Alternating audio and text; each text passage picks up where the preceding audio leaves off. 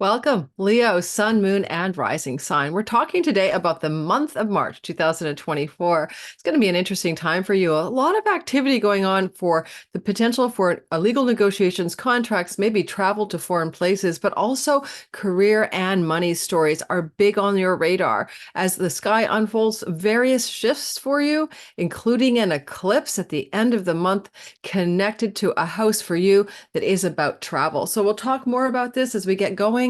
Welcome to my channel, by the way. If you're new, my name is Lori Lothian. I'm using the Western Tropical Zodiac and the whole sign house system. I love the fixed stars and minor asteroids, and I cover a lot of that content on my regular 30 to 40 videos every month. And I'm here to help you time your best life using astrology as a navigational tool. One more thing before we talk about your month ahead. You want to learn astrology with me? I'll be teaching my 5th time, my Sky Reader 6-week class. It's time your best life to be your own astrologer kind of vibe. And it's good for you to learn the basics, but then also apply some ancient timing tools to make your life a lot easier. So if you want to learn that with me live, with live classes, replays if you can't make them live, a weekly Q&A, a Facebook group for communication and sharing homework and meeting other students, then you want to jump on in by getting on the link below is the wait list. The doors will open for this course sometime probably in the 2nd to 3rd week of March. We're starting in the beginning of April. Okay, so let's get going and talk more now about, and you get on that wait list, it's early bird discounts and other stuff. Okay, we're going to talk now about your sky. This is a great sky. There's lots going on here, but for the most part, liking the sky for Leos is my theme of the day. We're going to start with talking about Venus, and we're going to talk about Mercury and Mars as they change different signs this month. Certainly, we're addressing the March 25th eclipse in the sign of Libra, as well as the blow-by-blow of what happens in chronological order this month. These are usually 20 to 30-minute videos, so settle in, grab a pen, get ready to take some notes. That might be useful to remember all of the action. So in the beginning, and subscribe, and hit the notification bell, especially if you haven't tried me out.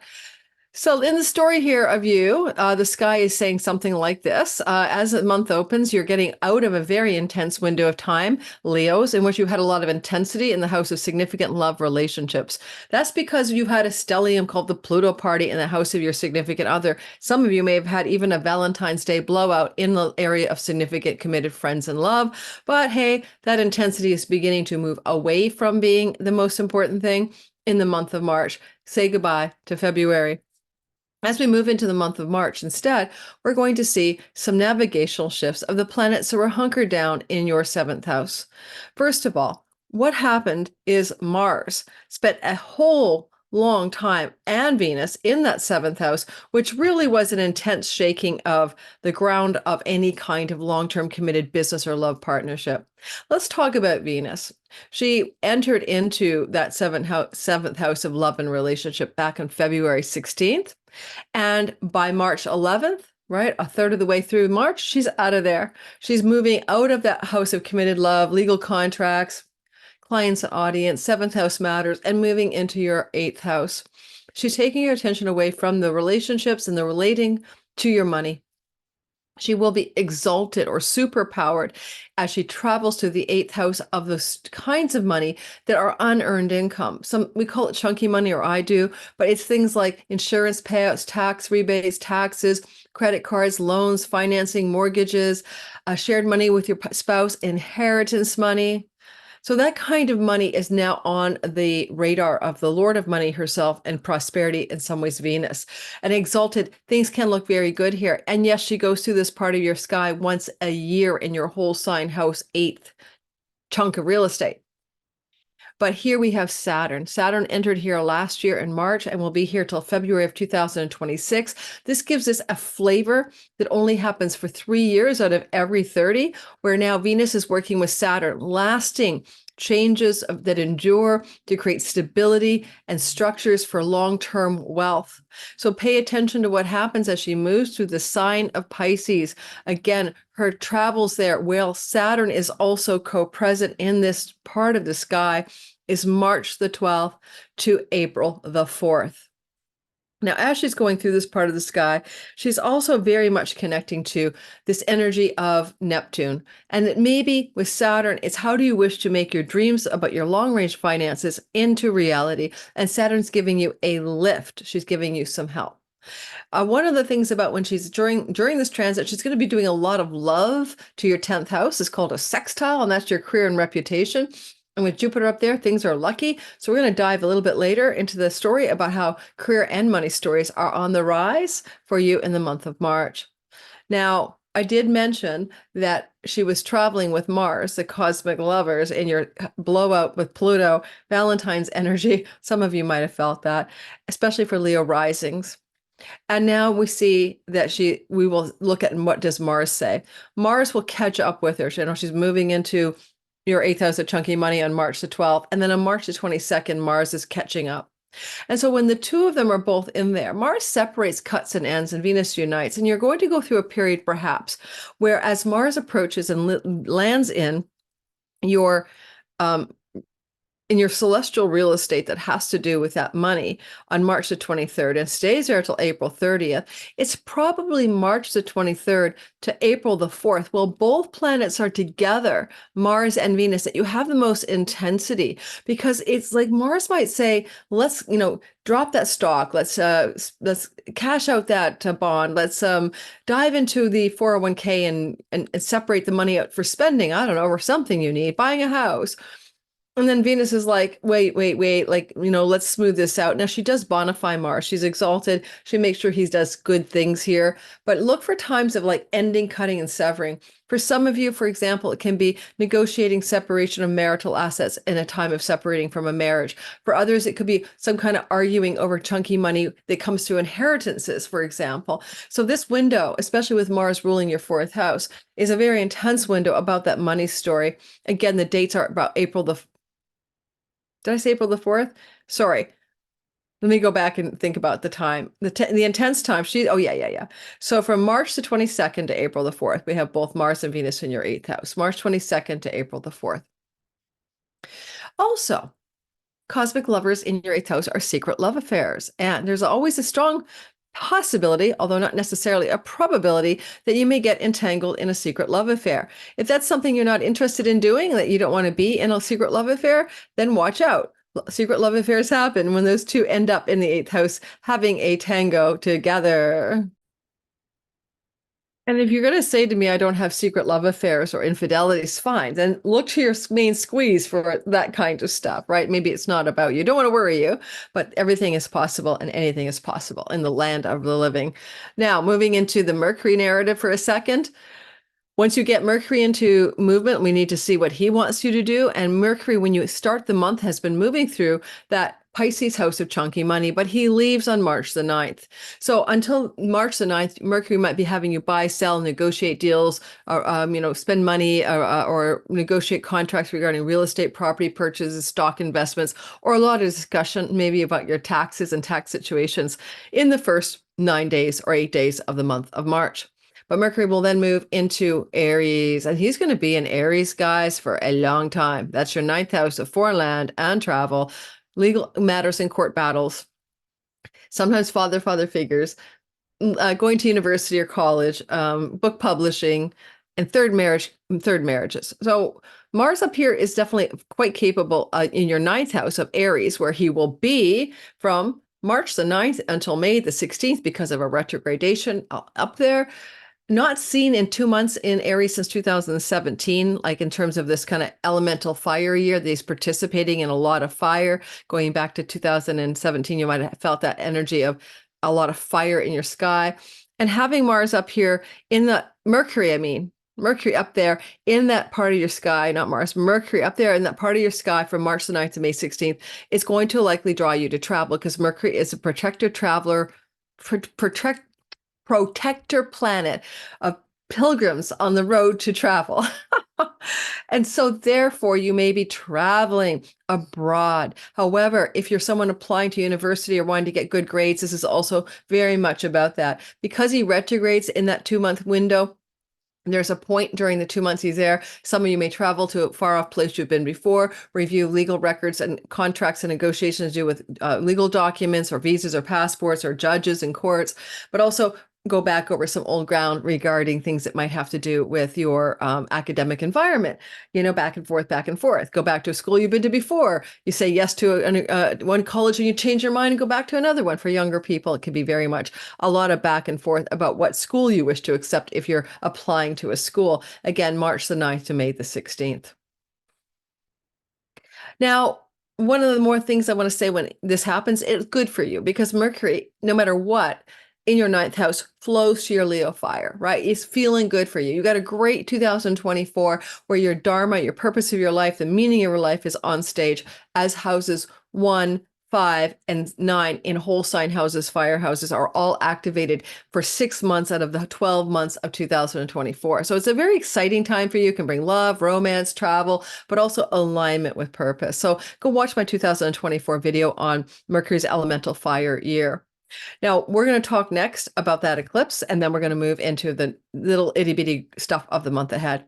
So the eclipse is in Libra. Go back to last October 14th. You had an eclipse there in the sign of Libra. It was at 21 degrees of Libra. And that means that this is a story that's already in play. This is not something new. This is like a continuation of something that has already begun. Libra is a travel house. Third house is short distance travel. Third house is skills-based learning and education. It's your website. It's writing. It's a Libra third house. Some of you might really get involved in social media things that involve blogging or writing with that Libra library book there. But also, it's definitely a house where it's like everything about your daily life, your routines, the people you meet in the neighborhood, because it's a house of neighbors and neighborhood. It's a house of a younger sibling. Sometimes it extends to cousins, aunts, and uncles. It's kind of like that juicy local environment that just occupies your time. A friend of mine and a colleague, Adam Ellenbus, likes to call it the fishbowl in which you swim. And because of that, these eclipses are changing that fishbowl. Things are not the same by the time this eclipse cycle does all of its work and you roll into the spring of 2025. You see, you have another eclipse there coming up in October on the 2nd of 2024. Now, this is a lunar eclipse, and so it's going to reveal something to you. I'm going to do a whole deep dive video into this lunar eclipse in Libra. So you might want to pay attention and like and subscribe, but this is happening at the 5th degree of Libra. And so it could be imagined that if you're a Leo sun, moon, and rising within the first 10 degrees of that sign, you're going to get lots more impact from this eclipse than everybody else. But this would involve a potential fulfillment or completion or revelation, a new way of seeing a sibling, a neighborhood, a neighbor. But because it's a writing project or a travel opportunity or a learning opportunity. But with the South Node here, it's also about what you're letting go of. And some of you may even leave your neighborhood, move your neighborhood, change your neighborhood as a result of this particular configuration. So consider that one way that this could possibly show up in your life. At the same time, this is also a place in the sky, the third house, right? That can be very much about what ideas you have. And South Node eclipses can be very revealing and give you some huge new idea about something that would be pertinent to what Venus cares about in your natal chart, because this is her house, right? So you might want to look at see where your natal Venus is, because what happens in her house reflects what she does in the one of the 12 houses she sits in. So some grand idea being revealed to you, some new mind idea, thinking idea could come up here. Now, as we move forward into the story, the other thing I want to mention, of course, eclipses aside, is we do have a moon coming up early on in the part of the sky for you. I'm going to get the date of that moon on my notes, March the 10th in Pisces.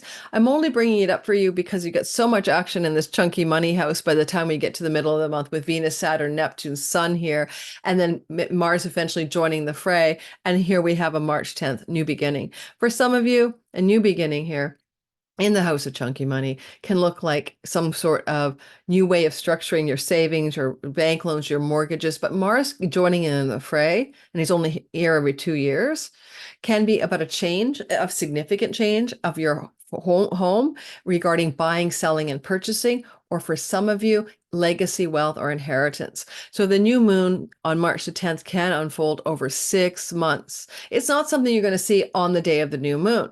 You may be in the 2 weeks that follow, and then in the 6 months that follow, you may see that you're about to receive some legacy wealth, likely from an elder, because Saturn is there, grandparent, elder in the family, and some kind of gift. It doesn't mean you're going to get rich. It means you may receive an inheritance, right? Could be like great grandpa Joe's favorite painting or something like that. But there is a possibility for a lot of Leo sun, moon, and rising to experience that. More true probably for Leo moons and Leo risings. All right, now as we move forward, let's go through the chronology of the month ahead. Starting on March the 1st and 2nd, we have the sun forming a beautiful flowing relationship to Jupiter. It's called a sextile. Now, you do have Jupiter bringing you career luck and opportunity and expansion through to the last week of May, understanding that has been here since last May, but has been debilitated and is now in better form since December 31st. So December 31st to like May 26th, a lot of luck, opportunity, expansion, growth in your career space is sudden, surprising, and exciting because Uranus is there. And it's going to be interesting to see what the sun wants to do as it moves through your 8th house and flows to that Jupiter in a really sweet way, March 1st and 2nd. It can look like a career opportunity that has a lot of perks, health benefits, financial success, sign-on bonus, a chunk of money, something like that. So look for those things happening potentially for some of you at that time.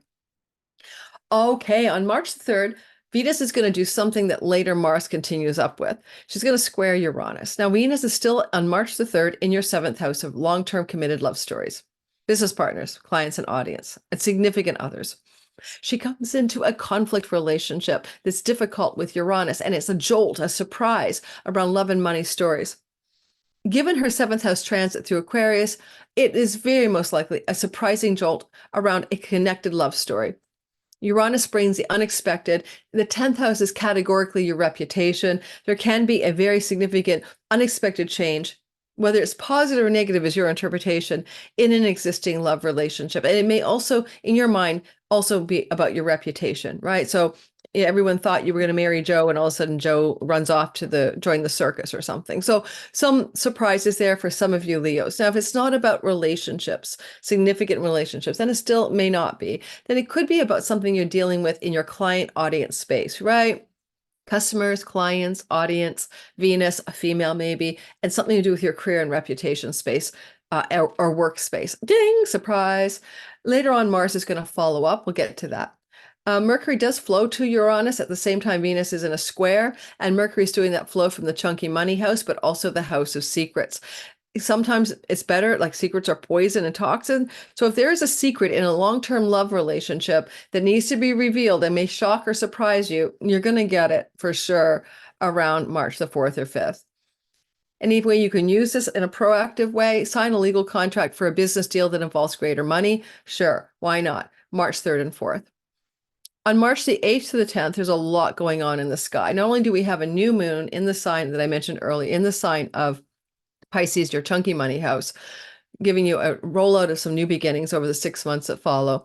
But we also have Mercury conjunct Neptune. Now, Mercury conjunct Neptune, especially on the 8th of the month, is a dreamy aspect. Give or take a day or two on either side. Vision boarding, great imagination, free-flowing writing to dream into being something you really want. Mercury Neptune together, profound spiritual awakeness, mystical experience, and deep insights and ideas, that are very magical. It's a magical energy. And on March the 8th, this conjunction is happening in Pisces, which is that chunky money house, but also the house of the dead. So, and spirits talk to me, and I see dead people. It can be either a very magical, occult, paranormal, and mystical window of time, or you may make some very deeper insights or ideas coming to you around how you want to handle monies with other people or unearned income. On the 9th and 10th, you got the sun flowing to Uranus. Now, that's again your reputation and career house connected to your money house. Same stories we've been talking about. Sun can be about career or father figure applying to positive bounty that surprises you. Will a father figure give you a chunk of money? Will your place of work give you a severance package or a sign-on bonus or a commission or some kind of perk? Maybe that could be March the 8th, 9th, 10th. Then Mars squares Uranus. Remember I said that Venus did this back in March 3rd? Now we have it happening again. Mars following up in her back end, cleaning up after her. Mars ends, cuts, and severs. If there's a Uranian surprise to do with love in a significant relationship, then Mars is cutting something, right? That's what he does. End, cut, sever. Mars, especially around the 9th and 10th, very actively engaging Uranus. Mars is in a square from the house of committed love and relationship. and he's squaring Uranus in the 10th house. Now, also, it could be a sudden, unexpected change in your job status and reputation with a new opportunity, and to end that position or career path or job and go to something new. With Jupiter up there, it can be very positive. Like one career thing comes to a crashing halt and a new one is going to open up. So let's see what happens with that March the 9th and 10th. Mars being the ruler of your fourth house of home, property, and real estate, there may be some changes there as well, depending on whether your whole sign IC is floating in your fourth house. And it could be a sudden opportunity and a surprising opportunity to move, sell, or change your house environment in a very significant but surprising way. Maybe you didn't expect to make a change. And then as we move towards the middle of the month and we're getting down to, there's a quiet week. It's a quiet month, guys. Like there's nothing going on between March the 10th and the 16th. But then we get to March 16th through to about the 19th or so, 18th. The sun and Neptune come together, just like Mercury came together with the sun on March 8th, and they had a tete-a-tete. Now the sun is doing the same thing with Neptune at 27 degrees of Pisces in your 8th house of chunky money. A lot going on with some money opportunities through either career or father figures. And, not to worry you, but, sun can, in that house, can be father figures like grandparents or parents who are father figures passing and coming to give you a money for something. You have a lot of potential here, though, for money to show up with the sun Neptune in a magical, dreamy way, but this has been true once a year since 2011, and once a year you're not getting an inheritance, right? So I'm not trying to scare you. It's just with Chronos, Saturn, the time karma, Grim Reaper, Lord of the Elderly sitting in your 8th house this time around. This makes it more likely to involve potentially money from your family of origin, including potentially, but not necessarily, inheritances or spousal support or money from a partner, etc. On March the 21st, right, you're going to see the sun sextiling Pluto in the house of significant relationship for the next 20 years. And the sun in a conversation from the house of courts and legal matters, visas, and travel. Okay, the worst case, you're now consulting the lawyers about a divorce. The happiest case, you're planning a powerful getaway trip with somebody you really care about, a client, a best friend, maybe your marriage partner, or something like a focus of light in the 9th house can bring you into a deeper spiritual awareness through a powerful other that you meet. You may be also focused on things that are academic settings, and powerful contracts, legal agreements, book publishing contracts, even with powerful, wealthy people involved. That would be March the 21st and the 22nd. On March the 22nd, Venus and the 21st, at the same time, Venus is co-joining with Saturn. This is love is hard, money is hard, or love is enduring, money can last. Okay, take your pick. It's like Venus wants to exalt your money, and Saturn says, let's do it in a way that is structured and that goes the distance and lasts a long, long time. Venus also rules your career house, and some of this money may come from the career sector of your sky. If it's a love is hard and Saturn and Venus come together and Venus is exalting, it can also be a termination, Chronos, time to end some major love situation and look squarely at the financial situation and what you want to get out of that, ending in a longer term love relationship coming to a close. Venus, Saturn can bring money to buy or sell a property if it involves potentially a desire to construct a new home or to get a long-term refinance working, like that gives you a greater leverage around land, property, mortgages, and real estate as well. The 22nd to the 21st to the 22nd, 21st to the 22nd of March.